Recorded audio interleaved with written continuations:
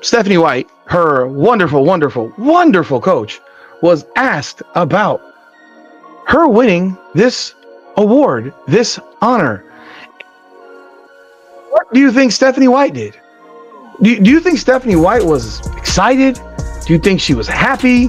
Do you think she was overjoyed by the fact that her star point guard, nonetheless, while injured, just was finally given a real honor by an organization like ESPN? Caitlin Clark just went full highlight reel, dropping buckets, snapping ankles, and shattering egos all in one game. Meanwhile, Stephanie White is out here throwing shade like it's a high school rivalry, trying to flex her coach energy. Spoiler, Clark isn't even blinking. Did Stephanie think this was 2003? Sit down, sis. From petty antics to side-eye moments captured in crystal clear 4K, this saga is more chaotic than a half-court buzzer beater gone sideways. Fans aren't just talking, they're ready to riot. Looked like Caitlin Clark looked like she got a little hurt towards the end there. Is there any update on her injury? No update. Just felt a little something in her groin, so we'll get it evaluated and see what happens from there. Yeah, just kind of to follow up on that, looked like she was kind of grabbing at her right groin area. Is that the concern? Yeah, if that's the one she was grabbing at. I don't know which one it was, but yeah, I mean, that's it. Trust me, this coach is a full-on stomach punch. I won't even name her, because it's not the pronunciation, the fancy accents, or some mysterious French flair. No, it's pure, unfiltered eye-roll energy. She's like that substitute teacher who acts like she's the star of a school play nobody auditioned for. Strutting around like she invented basketball, expecting applause for every move, when in reality fans are just staring, wondering how someone this shady still gets to shine under stadium lights. Style now, would it?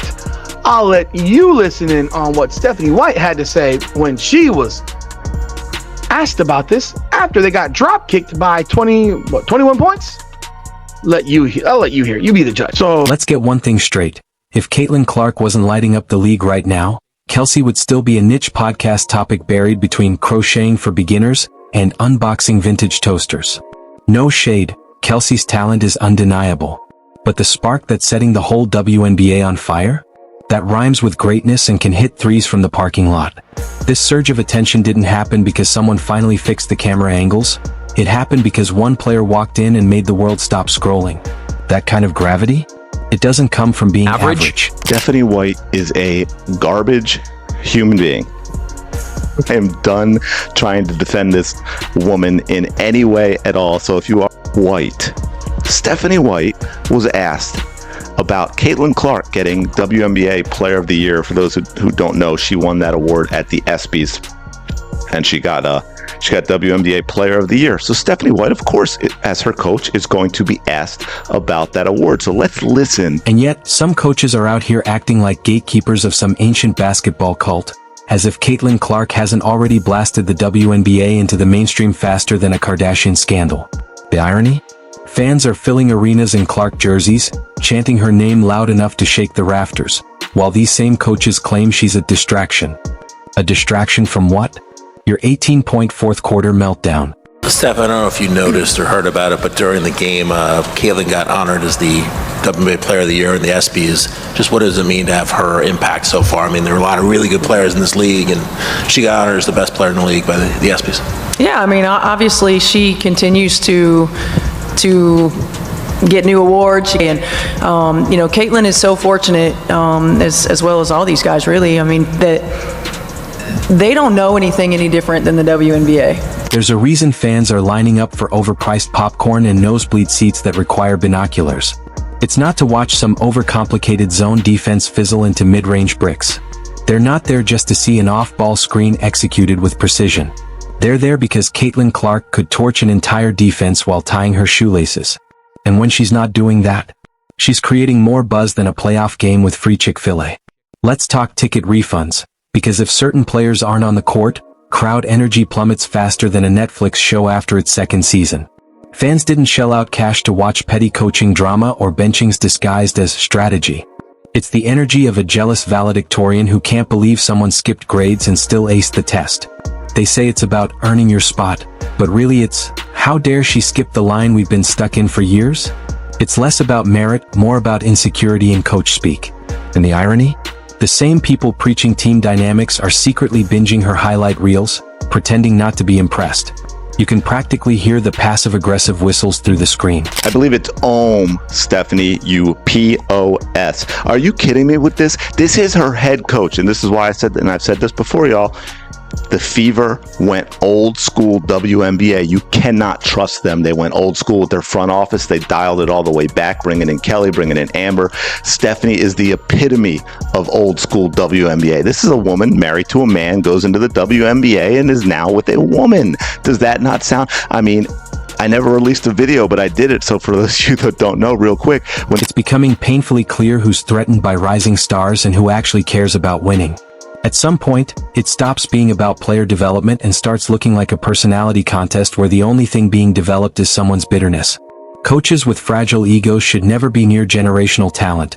It's like handing a Picasso to someone with a paint-by-numbers kit and a grudge. The league has waited years for this kind of moment. Visibility, viral highlights, crossover fans from college ball, it's finally here. But instead of celebrating, some are trying to downplay it with power moves even middle school gym teachers would call excessive. Suddenly, being the most watched, most talked about, and most copied player in the league isn't enough. Now it's about whether she fits someone's arbitrary definition of earning it. Meanwhile, the scoreboard is lit, merchandise is flying off shelves, and attendance numbers are shattering records. But sure, let's pretend her presence isn't single-handedly driving the league into a new era. Totally unrelated. Welcome to Keep the Vision, man. Make sure you like, comment, subscribe, share the channel, hit that bell notification for your boy. Appreciate all the support we've been getting. Listen, man, this Caitlin Clark versus Stephanie White thing could turn ugly, and it could turn ugly fast, y'all. I have to be straight up with y'all. Stephanie White wants to play the polar opposite way that Caitlin Clark wants to play. The Indiana Fever got a big win yesterday, and it was a tale of two halves. The first half, the Indiana Fever played that Stephanie White style, that grinded out, ugly, puke basketball. Puke. And here's the kicker. When arenas start looking half empty because the fans realize their favorite is benched for strategy, guess who's going to start whining about ratings and media attention? The same people who treated her like a problem instead of the prize. When you're holding the league's lottery ticket, maybe don't rip it up just because you don't like who scratched it. Watching coaches try to assert dominance over someone who's owned every arena she stepped into since college is wild. They can pretend it's just adjusting to the pro level, but everyone can smell the insecurity radiating from the bench like burnt toast. When fans start chanting, "We want Caitlin," louder than the commentary, don't act surprised. At the end of the day, this league doesn't need more "my system over everything" sermons. It needs electricity, the kind that gets teenage boys and grandmas alike to turn on a WNBA game and actually stay past halftime. The longer these ego trips go on, the faster fans will start treating game schedules like concert tour dates. If the star isn't showing up, neither are they.